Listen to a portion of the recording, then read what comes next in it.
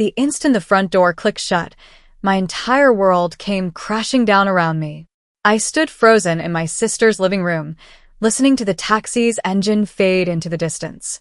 Madison and Ryan had left, off to their Caribbean getaway, 5 blissful days of tropical sunshine and fruity cocktails, while I stayed behind to watch their daughter. Turning around with what I hoped was an encouraging smile, I was ready to ask Sophie what she'd like to do first. Maybe we could whip up some cookies together, or settle in for a movie marathon like we always did. But Sophie wasn't reaching for her iPad. She wasn't typing out a message on the text-to-speech app she relied on. Instead, she just stood there, staring at me with an intensity I'd never witnessed in her 8 years of life. Then my niece, the child I'd always believed was born unable to speak, the little girl who hadn't uttered a single sound since she was barely 3 years old, opened her mouth. "Auntie, don't drink the tea Mom made. She's planning something terrible." Her voice rang out clear and perfect, as if she'd been speaking her entire life. My blood turned to ice in my veins. Let me rewind about 6 hours, because you need to understand how I ended up here, standing in my sister's pristine suburban home, discovering that everything I thought I knew about my family was nothing but a carefully orchestrated lie. My name is Emily Carter. I'm 32 years old, and I work as an accountant at a mid-sized firm in Cleveland, Ohio. Thrilling stuff, I know. While most people fantasize about exotic vacations and whirlwind romances, I find myself dreaming about perfectly balanced spreadsheets and reconciled accounts. My therapist tells me I use numbers as a way to maintain control in a chaotic world. She's probably right. That Saturday morning began ordinarily enough. Coffee brewing, quiet apartment, the kind of peaceful solitude I'd come to cherish. I was actually savoring the stillness when my phone rang. Madison, my older sister, 6 years my senior, though sometimes the gap between us felt more like 60. Her voice dripped with honey-sweet charm, which should have been my first red flag. Madison only used that particular tone when she wanted something substantial. "Emily," she practically cooed, "I have the biggest favor to ask, and I promise I wouldn't if it wasn't important." Turns out she and Ryan had impulsively booked an anniversary cruise, 5 days in the Caribbean, very romantic, very last minute. They needed someone to watch Sophie, and that someone was apparently me. "Of course," I said automatically, because that's what I always told Madison. I'd love to spend time with her. And I meant every word. I genuinely adored my niece, even though communicating through an iPad could sometimes be exhausting. There was something undeniably special about Sophie. She had these enormous, watchful eyes that seemed to absorb and process everything around her. When I read to her, she'd lean against my shoulder, and I could physically feel the tension draining from her small body, as if my voice created some kind of sanctuary for her. Sophie had been born with what Madison called a rare neurological condition. At least, that's the story she told everyone for years. Something in her brain that affected her ability to produce speech. The doctors had diagnosed it when she was around 3, Madison always explained, and there was simply nothing that could be done about it. I never questioned the diagnosis. Why would I? Madison was my sister. Mothers know their children better than anyone else, right? Besides, I hadn't been around much during Sophie's early childhood. I'd accepted a promising position in Chicago right after she was born. Good opportunity. Couldn't pass it up. I'd fly home for Christmas, maybe squeeze in a weekend visit here and there, but by the time Sophie turned 3 and her silence became permanent, Madison had already constructed the entire narrative around her daughter's supposed condition. I moved back to Ohio 2 years ago when our mother got sick.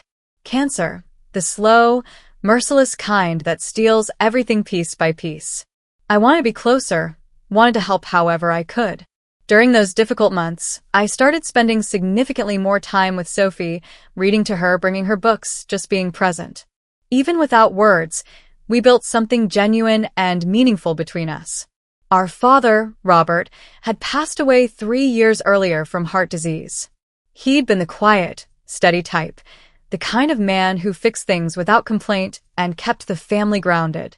After he died, it felt like we'd lost our anchor, like the family ship was drifting without direction. When Mom finally succumbed to the cancer 14 months ago, she left behind a substantial trust, approximately $12 million, representing their entire life savings, Dad's life insurance policy, everything they'd worked for. The terms were crystal clear. Both Madison and I had to provide signatures for any major withdrawals or transfers. Mom had been smart about protecting the money that way. She also left me the family home, since Madison already owned property with Ryan. At the time, I thought it was a fair arrangement, maybe even generous. Now I can't help but wonder if Mom somehow knew something I didn't, if she'd sensed something dark beneath the surface. Anyway, back to that fateful Saturday morning. I drove over to Madison's house around noon. It was a beautiful place, manicured lawn, gleaming windows, the kind of house that could grace the cover of Better Homes and Gardens.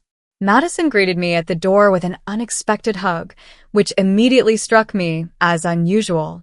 My sister wasn't really the hugging type. "You're a lifesaver, Emily. Truly." She looked absolutely perfect, as always.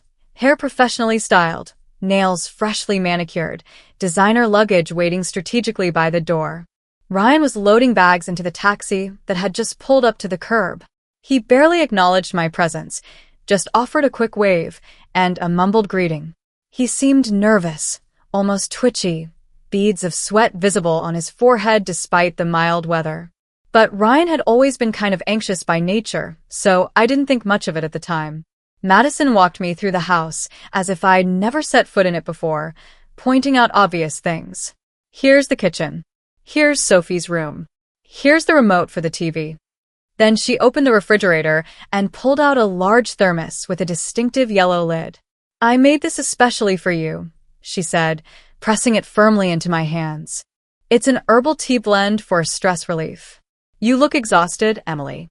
You've been working yourself to the bone lately." Something about the way she said it felt distinctly off, too insistent, too rehearsed.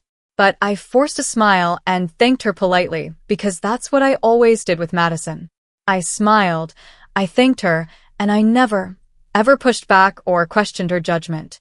She'd always positioned herself as the one with all the answers, even when I hadn't asked for her input. When I went through a devastating breakup at 25, Madison's prescription had been lavender essential oils, overpriced green juice, and a vision board plastered with pictures of attractive celebrities. "Manifest your future husband," she declared confidently. I still harbor trust issues with vision boards to this day. The taxi honked impatiently. Madison hugged me again, 2 hugs in one day, definitely weird, and rushed out the door with barely a backward glance. Ryan followed silently, not meeting my eyes. I watched them climb into the car, watched it pull away from the house, then closed the front door with a sense of relief. When I turned around, I found Sophie standing there in the hallway, looking at me with an expression I'd never seen before, like she was about to tell me the world was ending. "Andy, don't drink the tea Mom made. She's planning something terrible." I couldn't breathe, couldn't think. The thermos was still clutched in my hands, suddenly feeling like it contained a live bomb. My niece, who I'd believed was born without the ability to speak, had just addressed me in a perfectly clear, articulate voice. And she was warning me that my own sister was trying to harm me. Before we continue, if you're enjoying this story, please hit that subscribe button and leave a comment telling me where you're watching from and what time it is there. I read every single comment, and your support genuinely means the world to me. Now, let's get back to what happened next. I set the thermos down on the kitchen counter like it was radioactive material, my hands shaking so violently I nearly dropped it. Then I turned back to Sophie and dropped to my knees, bringing myself down to her eye level. "Sophie," I whispered, my voice barely audible. You can talk?" She nodded solemnly. Her eyes were enormous and frightened, but there was something fierce burning in them too, something determined and brave. "I always could, Auntie." Mommy made me stop. The room seemed to tilt sideways. I had to plant a hand on the floor to steady myself, fighting against the wave of dizziness threatening to overwhelm me. "What do you mean? She made you stop?" And that's when my 8-year-old niece told me a story that completely shattered everything I thought I understood about my family. Sophie wasn't born mute. She'd never had any neurological condition affecting her speech. That entire story was a fabrication, a calculated lie my sister had been perpetuating for 5 solid years. Until she was 3 years old, Sophie had talked like any normal, healthy toddler. She'd said her first words right on schedule, learned new vocabulary every single day, sang songs, asked an endless stream of questions, and said, "I love you," every night at bedtime. Then one afternoon, everything changed irreversibly. Sophie had been playing upstairs in her bedroom. She got thirsty, so she crept downstairs as quietly as possible to get some juice from the refrigerator. Madison was in the kitchen, engaged in what sounded like an intense phone conversation. She didn't notice the small figure standing silently in the doorway. Sophie overheard words. Most of them she couldn't comprehend at her age, but some of them she definitely recognized. Words like Aunt Emily, money, out of the picture, when Daddy's gone, then Mom, and then we get everything. And one phrase that stuck with her even though she couldn't fully grasp its meaning. She trusts me completely. She's so pathetically stupid. Sophie was only 3 years old. She didn't understand what out of the picture meant in that context, but she understood Aunt Emily. And she understood the cold, cruel tone her mother used when saying those words. So she did what any frightened 3-year-old would do. She ran back upstairs to her room and hid, heart pounding, not understanding what she'd heard, but knowing instinctively that it was something bad. Something dangerous. The next day, still confused and scared, Sophie asked her mother an innocent question. "Mommy, what does out of the picture mean?" Madison's face had gone ice cold. She grabbed Sophie's arms, hard enough to leave little bruises, and knelt down until they were face to face. "Listen to me very carefully," she'd said, her voice soft but terrifying. "If you ever speak again to anyone about anything, something terrible will happen to Aunt Emily. Your voice is dangerous. Every word you say hurts her. If you love your auntie, you'll never make another sound. Do you understand?" Sophie loved me. I was the aunt who brought her picture books, the one who smiled at her like she was the most special thing in the world. So Sophie stopped talking. She was 3 years old, and she made a decision to give up her voice to protect me. I sat there on Madison's kitchen floor, tears streaming down my face as this child explained the sacrifice she'd made. 5 years. 5 years of silence. 5 years of terror, thinking that every word she spoke might hurt the person she loved most. And Madison, my sister, the devoted mother, had used that fear. She'd taken Sophie to doctors, played the concerned parent perfectly, collected her selective mutism diagnosis. But she told everyone something different. Neurological, born with it, nothing could be done. She made sure no one saw the real medical records. I was in Chicago visiting twice a year. I had no reason to doubt my own sister about her own daughter. That crystal plaque on the mantel caught my eye. Mother of the Year. Madison had won it from the community center 2 years ago. Everyone praised her patience, her dedication to her special needs child. I suddenly wanted to throw that plaque into the sun and watch it burn. "What else do you know, sweetheart?" I asked gently. "What else have you seen?" It turned out that being silent made Sophie invisible. Adults forgot she was there. They talked freely around her, assuming she couldn't understand or couldn't tell anyone even if she did. Sophie saw everything. She saw her mother practicing my signature over and over on scrap paper until it looked almost right. She heard phone conversations about the trust and transferring everything, and before Emily figures it out. She watched her father become more and more afraid of her mother, agreeing to everything, never questioning anything. She observed her mother perform for neighbors, church friends, teachers, the perfect mask of a loving parent making sacrifices for her disabled daughter. And 2 nights ago, Sophie heard something that made her realize she couldn't stay silent anymore. She'd crept to the top of the stairs like she'd done hundreds of times before. Her parents were in the kitchen planning. "The tea will make her sick enough for the ER," Madison had said. "Not dangerous, just severe stomach problems, extreme drowsiness. She'll be out for days." "What about Sophie while we're gone?" Ryan had asked. "Mrs. Patterson next door will take her. I already told her Emily has episodes sometimes. She bought it completely. And while Emily's in the hospital, we drive to Indianapolis. There's a lawyer there who doesn't know her. I have all the forged papers ready. We transfer the entire trust to my name. By the time Emily recovers, it's done. She'll never be able to prove anything. No cruise. No Caribbean vacation. Just a scheme to poison me, forge my signature, and steal over $12 million. My own sister.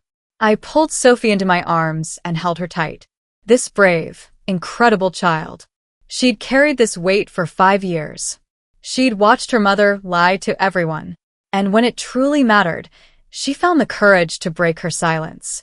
You saved me, I whispered into her hair. You know that, right? You saved my life. She hugged me back, small arms fierce around my neck. I couldn't let mommy hurt you, Auntie. Not anymore. I looked over at the thermos sitting on the counter. Innocent-looking yellow lid. Homemade tea from my loving sister. Evidence. My tears stopped. Something cold and focused settled in my chest. Madison thought she had 5 days to steal everything. She thought I'd be lying in a hospital bed, too sick to stop her. She was very, very wrong. The first call I made was to Rachel Martinez. Rachel and I had met in college. She went into nursing, I went into accounting. Different paths, but we stayed close. She was the kind of friend who showed up with ice cream during breakups and told you the truth even when it hurt. I trusted her completely. She answered on the second ring. Emily, what's up? Rachel, I need you to come to Madison's house right now. Something happened, and I can't explain it over the phone. Please, just come. Something in my voice must have scared her. She didn't ask questions. On my way. 40 minutes later, she was at the door, still in scrubs from her shift, hair pulled back in a messy ponytail. She took one look at my face and pulled me into a hug. Talk to me. So I did. All of it. The tea, the scheme, and Sophie, sweet, silent Sophie, who had spoken for the first time in 5 years to warn me. When I finished, Rachel was quiet for a long moment. Then she looked over at Sophie, who was sitting on the couch watching us with those big, serious eyes. Rachel walked over and knelt down in front of her. You're the bravest kid I've ever met, she said softly. You know that. Sophie almost smiled. Rachel stood up, all business now. Okay, first things first. That tea needs to be tested. I know someone at the hospital lab. She can run a rush analysis tonight. If there's anything wrong with it, we'll know by morning. She pulled on latex gloves. She actually had some in her purse, because of course she did, and carefully took a sample from the thermos, sealing it in a small container. What kind of person poisons tea? She muttered, shaking her head. I always knew Madison was off. Remember when she told you that haircut made your face look less round? That wasn't a compliment. That was psychological warfare in sister format. I almost laughed. Almost. Now, Rachel continued. What else do you have? There's got to be more evidence if she's been running this scam. I looked at Sophie. Honey, you said you know where Mommy keeps important papers? She nodded and climbed off the couch. In the office. There's a locked drawer. I know the code. How do you know the code? I watched her type it lots of times. She never noticed me. A small, sad pause. Nobody ever notices the quiet kid. She led us to Madison's home office, a neat, carefully decorated room that looked like it belonged in a magazine. There's a large desk with a computer, filing cabinets, and one drawer with a digital lock. 0315, Sophie said. March 15th. Their wedding anniversary. Of course Madison would use something sentimental. Made her feel clever. I punched in the code. The drawer clicked open. What we found inside made my stomach turn. First, bank authorization forms with my signature, except it wasn't my signature. It was close, really close, but I could see the difference immediately. The loop on my capital E was wrong. Anyone who knew my handwriting would notice. Madison had practiced, but she wasn't perfect. Second, bank statements from the trust account. 14 months of activity. Withdrawal after withdrawal, always in amounts under $15,000, just below the threshold that would trigger automatic reporting to federal authorities. Madison had done her research. Total, Roughly $180,000 gone. Stolen by my own sister while I trusted her completely. Third, printed emails between Madison and an attorney in Indianapolis named Warren Drucker. They discussed emergency transfer of trust assets and referenced my mental instability and inability to manage finances. The meeting was scheduled for day 4, exactly when the cruise was supposed to be in full swing. Fourth, and this one nearly broke me, a file labeled Emily Mental Health Concerns. Inside were pages of notes in Madison's handwriting. Dated entries describing my erratic behavior, my depression, my paranoid episodes. Complete fabrications, all of it. She was building a paper trail, preparing to paint me as mentally unfit in case I ever challenged the fraud. My own sister was planning to call me crazy, to destroy my credibility, to take everything and leave me with nothing, not even my reputation. Rachel photographed every single document, every page, every date. "This is premeditated fraud," she said grimly. "This isn't some impulsive thing. She's been planning this for over a year." I was already organizing the information in my head, accountant brain kicking in. Dates, patterns, the amounts withdrawn each month, the signatures that didn't quite match. Numbers don't lie. And these numbers told a very clear story. Then Rachel's phone buzzed. Her contact at the lab, working the overnight shift, had rushed the T-analysis. The results, a concentrated combination of a powerful laxative compound and a sedative herb. Not lethal, but absolutely incapacitating. Anyone who drank it would be violently ill and barely conscious for 48 to 72 hours. Hospital level sick. Exactly like Sophie said. Madison wasn't trying to kill me. She was too smart for that. She just needed me out of commission long enough to steal everything. I thought about my emergency savings account. $8,000, tucked away in a separate bank that nobody knew about. A financial advisor had told me years ago to always have walk-away money. I'd followed that advice quietly, never mentioning it to family. Now that money was going to fund my fight. Sometimes boring financial planning saves your life. There was one more call to make. Kevin Calloway. We'd been in the same study group in college. He went to law school while I went into accounting. Now, he was an assistant prosecutor in Franklin County. I called him and explained everything. When I finished, there was a long silence. "Emily," he finally said, "this is fraud, forgery, attempted poisoning. And what your sister did to that child, coercive control, psychological abuse. That's serious. Very serious. What do I do? You let me handle the legal side. I'll coordinate with local police and reach out to the FBI. This crosses state lines, which makes it federal. We'll contact the Indianapolis lawyer too. He might be an unwitting participant, or he might be in on it. Either way, we find out." He paused. "And Madison, she can't know you're onto her. If she gets spooked, she could disappear with whatever money she has access to. You need to make her think her plan is working perfectly." I looked at the thermos still sitting on the kitchen counter. I had to pretend I drank it. Pretend I was sick. Pretend I was helpless and incapacitated while my sister drove to Indianapolis to rob me. 3 days of acting. The performance of my life. "I can do that," I said. And I meant it. Day 2. Time to become an actress. I sat in Madison's living room, staring at my phone. Sophie was beside me on the couch, quiet but watchful. Old habits die hard. Even now that she could speak freely, she still observed everything with those careful eyes. I dialed Madison's number. It went straight to voicemail, which I expected. If she was really on a cruise, she'd have limited cell service. Of course, she wasn't on a cruise. She was in a hotel in Indianapolis, preparing to steal my inheritance. But I had to play along. I made my voice weak, shaky, pathetic, the kind of voice someone uses when they're barely holding it together. "Madison, something's really wrong. I've been so sick all night.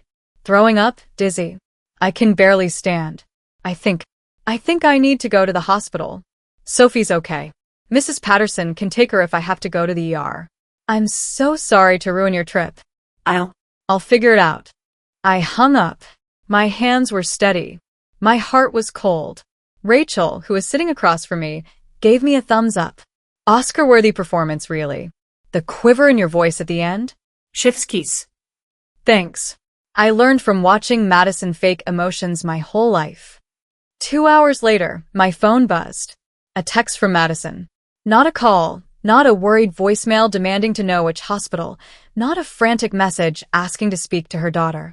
A text. Oh no. Feel better soon. Two hearts, don't worry about Sophie. Mrs. P is great with kids. Rest up and take care of yourself.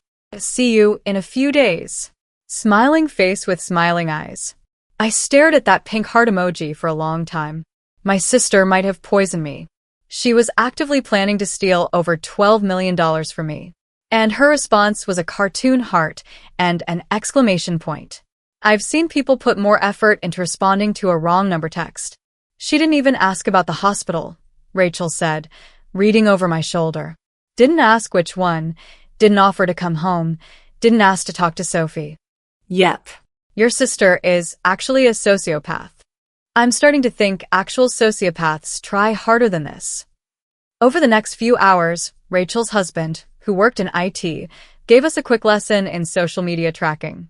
Turns out Ryan wasn't as careful as Madison. His Instagram still had location services enabled. He posted a selfie at a coffee shop yesterday morning, grinning like an idiot. Geotagged to Indianapolis, Indiana. No beach. No cruise ship. No Caribbean sunset. They were exactly where Sophie said they'd be. While Rachel worked on tracking their digital footprint, I went back to the evidence drawer. There had to be more. Madison was meticulous. She kept records of everything. I found them at the bottom, underneath a stack of old tax returns. Letters. Handwritten. Dated during our mother's final months. My hands trembled as I read them. They were from Madison to our mother, Dorothy. Written while Mom was dying of cancer, while she was weak and scared and fighting for every breath. In these letters, Madison begged, no, demanded, that Dorothy change the will. Leave everything to Madison alone. Cut me out completely. Emily is single. She doesn't have responsibilities like I do. I have a daughter to raise. I need this money. You always favored her anyway. This is your chance to finally make things right. If you ever loved me, you'll do this. The manipulation, the guilt, the cruelty of pressuring a dying woman. And then I found Mom's response.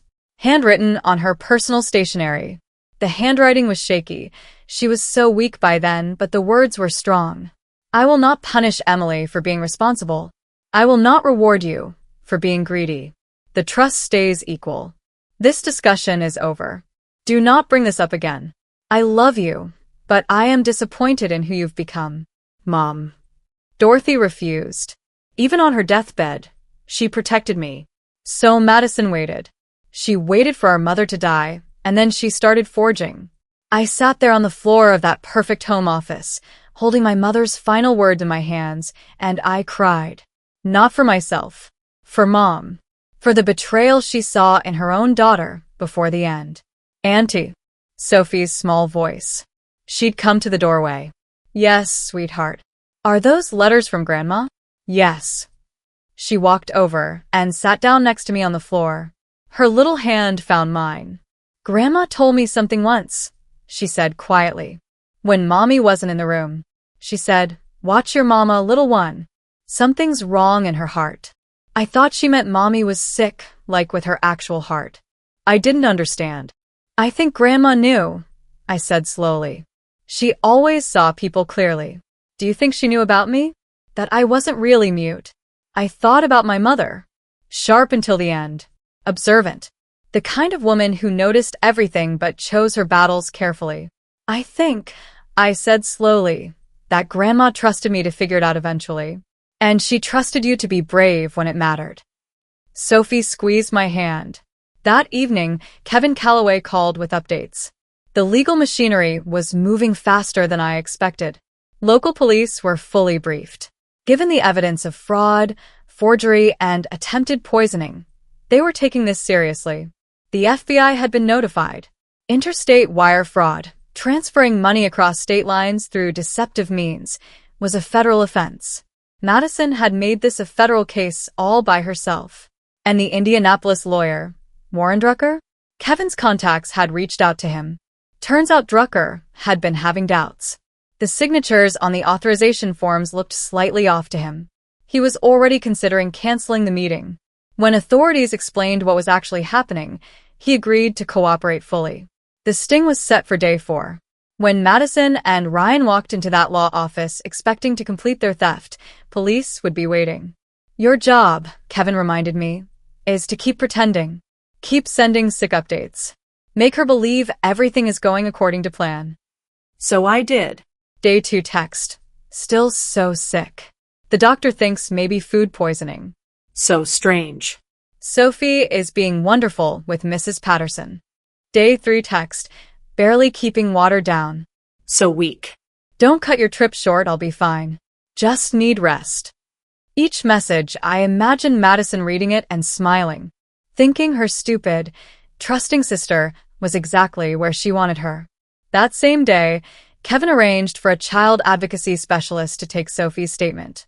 It had to be done properly, videotaped, with a child psychologist present, following all legal protocols for minor witnesses. Sophie was nervous. She sat in a chair that was too big for her, feet dangling above the floor. But when the question started, she sat up straight. She used her voice, still new, still strange after 5 years of silence, and told them everything. What she heard when she was 3, the threats, the fear, the decision to stop speaking, the years of watching and listening, the night she overheard the plan about the tea. When it was over, she looked at me through the observation window. That's the most I've talked since I was 3, she said. My voice is tired, but it feels good. Like I've been holding my breath underwater for years, and I finally came up for air. I wanted to run in there and hold her, but I had to wait. Protocols. When they finally let me see her, I hugged her so tight, I probably squeezed the air right back out. One more day, I told her. Just one more day, and this is over. She nodded against my shoulder. One more day. Day 4. Indianapolis, Indiana. 10:15 in the morning. Warren Drucker's law office, 3rd floor of a professional building with a nice view of downtown that nobody was going to enjoy today. I wasn't there in person. Kevin had set up a secure video feed, so I could watch from Madison's living room. Sophie sat beside me, holding my hand. Rachel was on my other side. We watched the lobby camera as Madison and Ryan walked through the front door. Madison looked perfect. Professional dress, modest jewelry, concerned expression carefully arranged on her face. She was carrying a leather folder, the same one from her office, full of forged documents and stolen dreams. Ryan looked like he was going to be sick, sweating through his nice shirt, eyes darting around the lobby. He knew something was wrong with this whole scheme. He'd always known. But he was too weak, too scared of his wife to stop it. They approached the receptionist, smiled, gave their names. The receptionist smiled back and led them down a hallway toward the conference room where 3 people were waiting. Madison walked in first, confident, ready to close the deal on the biggest theft of her life. Warren Drucker sat at the head of the table, gray-haired, serious. He didn't smile when she entered, didn't stand to shake her hand. 2 other people sat at the table, a man and a woman, plain clothes, professional. Madison hesitated in the doorway. I thought this was a private meeting, she said, that honey-sweet voice again. The one she used when she sensed something was off. Drucker's response was flat. Mrs. Whitford, please have a seat. These are Detectives Morrison and Park. They have some questions about the documentation you've submitted. Through the video feed, I watched my sister's face. The flicker of confusion. The quick calculation behind her eyes. The decision to brazen it out. She sat down, crossed her legs, folded her hands on the table. Of course. Whatever I can help with. Is there some problem with the paperwork? Detective Morrison was calm, almost friendly. She asked Madison to confirm her identity, her relationship to me, her role as co-trustee of our parents' estate. Madison confirmed everything, smooth and confident. She still thought she could talk her way out. Then Morrison placed 2 documents on the table, side by side. On the left, my signature from the forged authorization forms. On the right, my real signature from verified bank records. Mrs. Whitford, Can you explain why these signatures don't match? For just a second, barely a heartbeat, I saw panic flash across Madison's face. Then the mask slammed back down. My sister has very inconsistent handwriting. She's always been that way. And frankly, she's not well mentally. I have documentation about her instability. I can show you. Detective Park cut her off. We've reviewed your documentation. The notes about your sister's supposed mental health issues. He paused. Interesting thing. Her employer describes her as one of the most detail-oriented people they've ever worked with. Her doctor confirms she's in excellent mental and physical health. 3 colleagues provided statements calling her exceptionally stable and trustworthy. The mask was cracking. They don't see her like I do. Family knows the truth. Mrs. Whitford, Morrison's voice was still calm, but there was steel underneath. We have bank records showing $180,000 in unauthorized withdrawals over 14 months. We have email correspondence with this office discussing emergency trust transfers. We have forensic analysis of your sister's signatures proving forgery. She placed another document on the table. And we have lab results from the tea you prepared. A concentrated combination of sedatives and laxatives. Enough to hospitalize someone for days. Ryan made a small sound, like a wounded animal. Madison was frozen. The honey-sweet expression was gone. What was left underneath was something cold and cornered. And then Morrison pulled out a tablet. There's one more piece of evidence we'd like you to hear. She pressed play. A child's voice filled the conference room. Clear, steady, unmistakable. My mommy told me when I was 3 that if I ever talked again, something bad would happen to Aunt Emily. She said my voice was dangerous, that every word would hurt her. So I stopped talking for 5 years to protect my aunt. The recording continued. Sophie describing what she'd overheard. The phone call, when she was 3. The night before the cruise. Every detail delivered in that careful, serious voice. I couldn't let Mommy hurt Auntie Emily. She's the only one who ever really saw me. Even when I couldn't talk, she listened. The recording ended. Silence. And if this story has you on the edge of your seat right now, please take just 1 second to hit that like button and subscribe.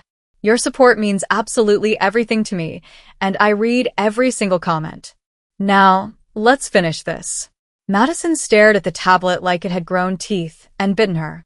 That's not. She can't, she's mute. She's been mute since she was 3 years old. She can't talk. This is fabricated. You fabricated. Mrs. Whitford. Detective Morrison's voice was quiet now, almost gentle. The gentleness made it worse. You just confirmed that you believed your daughter couldn't speak. But according to medical records, the real ones, not what you told your family, Sophie was diagnosed with selective mutism, a psychological condition often caused by trauma or fear. She let that sink in.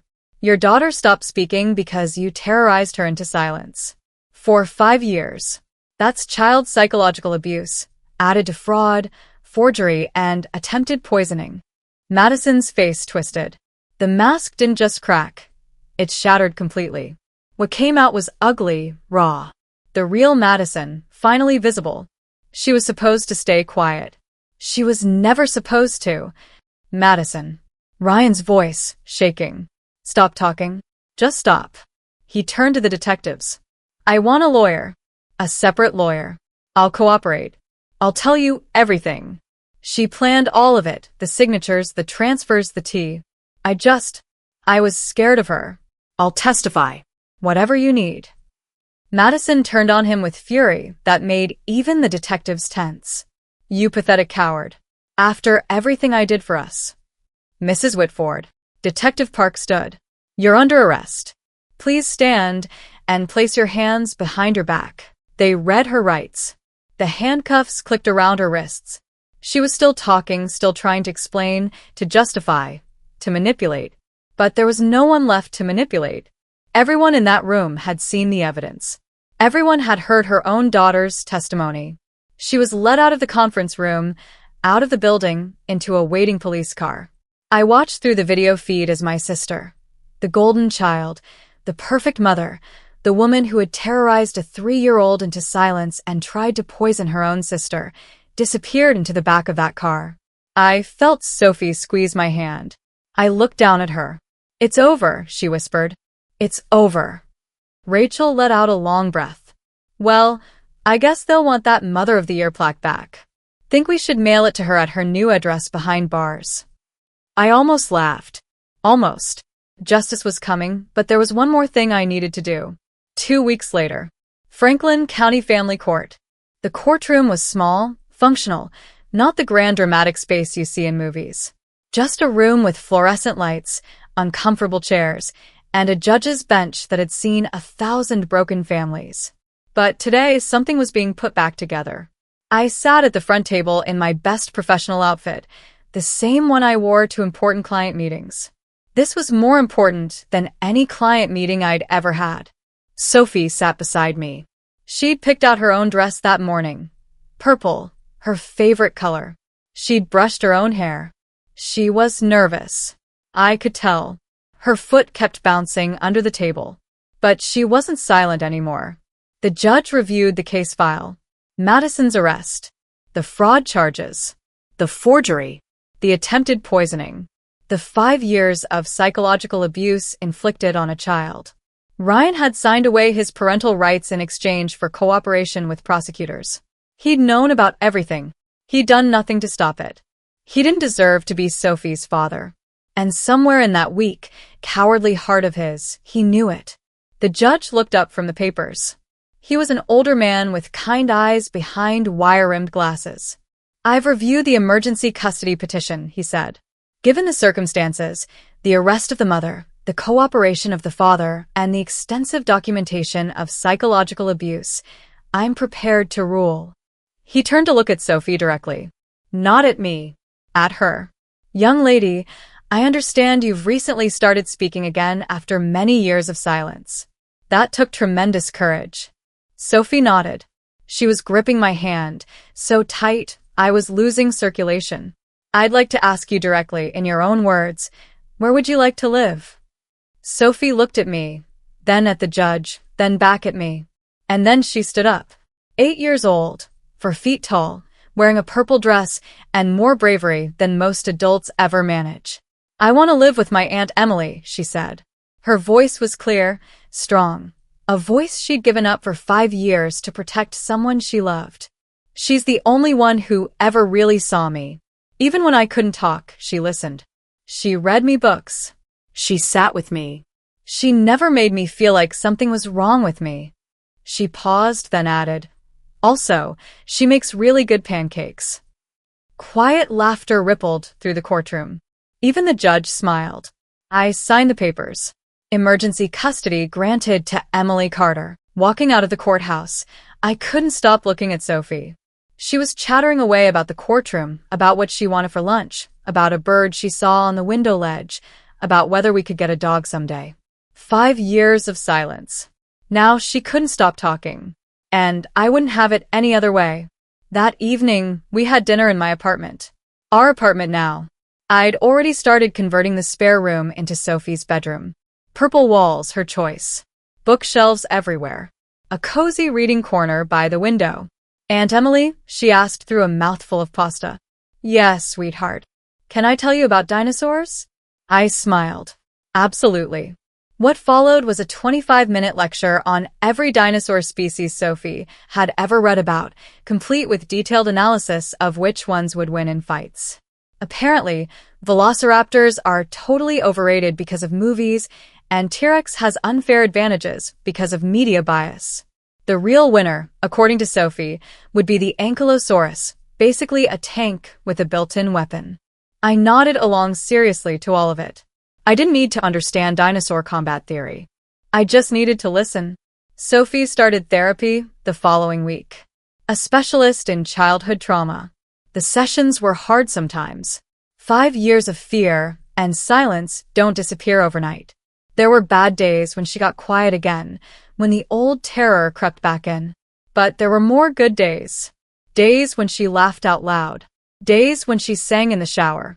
Days when she came home from school bursting with stories about new friends who had never known her as the mute girl. Just as Sophie. Madison faced multiple felony charges. The evidence was overwhelming. She took a plea deal to avoid trial. I didn't attend any of the hearings. I had better things to do, like helping Sophie pick out paint colors for her new bedroom and teaching her how to ride a bike. The trust fund was thoroughly audited. Most of the stolen money was traced and recovered. I became sole trustee, managing it carefully for our future, mine and Sophie's. I sold the family home eventually. Too many complicated memories lingered in those walls, and neither Sophie nor I needed that weight anymore. I used part of the proceeds to establish an education fund for Sophie. The rest went into carefully planned savings and investments. Walkaway money multiplied. Sometimes I think about my mother, about that letter she wrote to Madison toward the end, standing firm even while cancer was destroying her body, about the quiet warnings she whispered to her granddaughter. Something's wrong in her heart. Dorothy Carter saw the truth about her own daughter, and even in death, she found a way to protect the people who deserve protection. I like to think she'd be proud of how everything turned out, of how Sophie found her voice again, of how we built a new family from the ashes of the old one. Last Saturday morning, Sophie and I had breakfast on my little apartment balcony. Nothing fancy, just pancakes with maple syrup and orange juice, with early autumn sunshine streaming through the trees. Sophie was telling me about a wild dream she'd had the night before, something involving a penguin who could drive a car, a castle constructed entirely of waffles, and a very polite dragon named Gerald who apologized profusely every time he accidentally set something on fire. It made absolutely no sense whatsoever. It was absolutely perfect. I sipped my coffee and listened, really listened, and thought about how this is what family is supposed to sound like. Not silence, not lies, not manipulation and fear. Just this, a kid rambling about waffle castles, morning light filtering through the leaves, two people who chose each other sitting together and talking about nothing and everything simultaneously. Sophie paused mid-story and looked at me with those wise, old soul eyes of hers. And Emily, thank you for listening, for really listening, even when I couldn't talk. I reached over and squeezed her hand gently. Always, sweetheart. Always. Sometimes the quietest people aren't weak at all. They're just waiting for someone they trust enough to finally speak. Sophie found her voice, and I found my family. Some stories do have happy endings. Ours was just beginning. Thank you so much for watching. More of my most gripping stories are already on your screen. Click one now and don't miss the best part. You'll absolutely love it. See you in the next story.